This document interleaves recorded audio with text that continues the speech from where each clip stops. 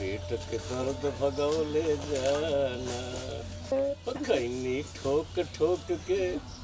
ओ खैनी ठोक ठोक के उठवा तो दबौले जाना। हो श्री भगवान भाई पेट के दर्द भगौले काहे मच्छर मारा तड़ा मच्छर चला तारा के चौकी के हवा खियावा तनी कोची चौकी के हवा चौकी वही चौकी पर से तो पूरा बिहार लौकी चौकी हमारे के क्या हवा खियो भैया। अरे हम तो जानते बड़ो कि कितना लाख चौकी तोड़ देनी अब पारो रानी अमृता रानी सब रानी लोग के हवा तो खुद खियावते चलत चलल बड़ा हमारा के हवा खियावे खातिर। देखो देखो है अक्षरा सिंह के दुपट्टा लेके आई बनी है अक्षरा सिंह के दुपट्टा हाँ कि विक्रमगंज के छक्कवन के ओढ़निया है हमके दिखावत हुआ अक्षरा सिंह के अमरपाली के ओढ़नी है विक्रम चौरास्ता पर हम ढेर देखले बनी। बस बस श्री भगवान औकात में रहो नाच के लौंडा हमारा भी पति है क्या हीरोइन के जूता चप्पल ढोल हमारा भी आके बबुआनी झाड़त तड़ा हीरोइन के जूता ना ढोइना साथ में रही ना लेके मुनरसिया लगे फोन लगाई केकरा भी मुनरसिया लगे मुनरसिया लगे हाँ मुनरसिया लगे लगेबा कब्रिस्तान में लाग जाई ए देखा है बढ़नी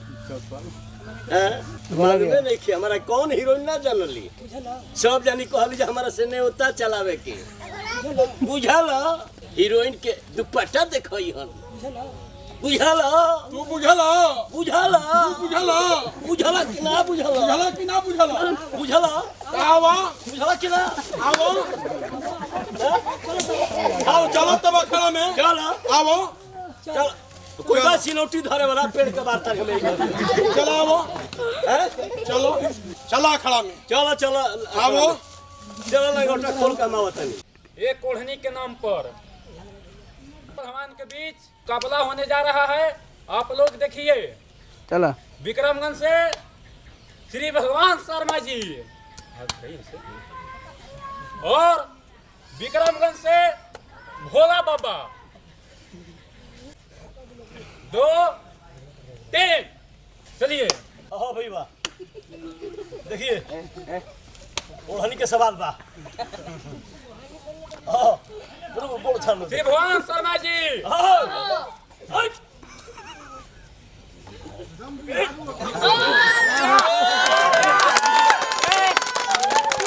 बहुत अच्छा फोटो इधर से ओढ़नी कहता से हकवा कोहनी देखत हसनु हाँ हां ये कहते खा ऐश्वर्या रे के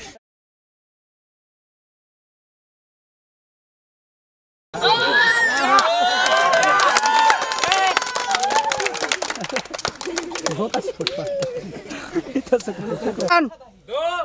3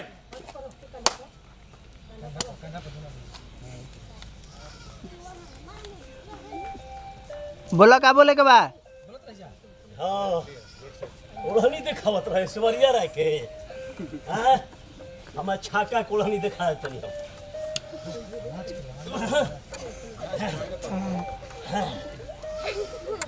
गोल पड़का दे गोल पड़का दे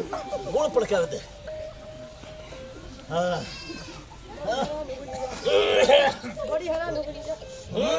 भैया भैया हाँ हाँ बुझा गेलो हमनी के बुझा गइलो हाँ हाँ बस हमन टूट गइलो हाँ रुक रुक अब की गधा के अंडा के आमलेट खा के आ हेलो ठीक बा हाँ भैया हाथी के अंडा पाल ली हाथ हमनी के दोनों भाई के अपना अपना पर घमंड रहे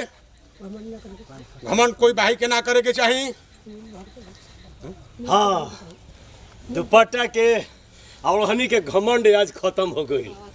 बार भाई बा अक्षरा के दुपट्टा रहे सोनालिका के दुपट्टा रहे सब दुपट्टा के लाग गई घाटा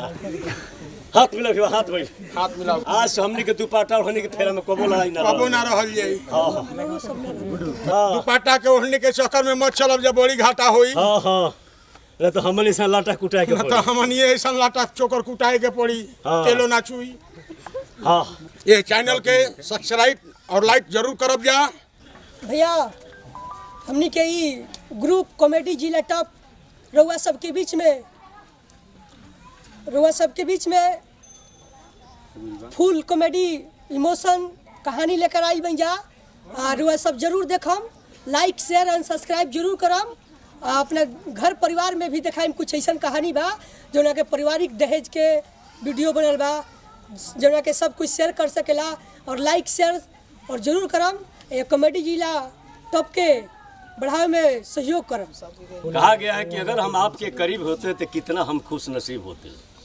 अगर हम आपके करीब होते तो कितना हम खुश नसीब होते। जी तो चाहता कि आपके दिल में बस जाऊं, काश आपके दिल में मेरी एक छोटा सा घर होते। कॉमेडी जिला